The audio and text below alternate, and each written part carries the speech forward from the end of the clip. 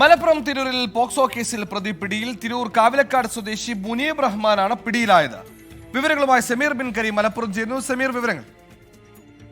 സുഹൈല് 15 വയസ്സുകാരിയെ പലതവണ പീഡിപ്പിച്ചു എന്നുള്ള കേസിലാണ് നിലവിൽ സിദ്ധൻ കൂടിയായിരിക്കുന്ന മുനീബ് റഹ്മാൻ അറസ്റ്റിലായിരിക്കുന്നത്.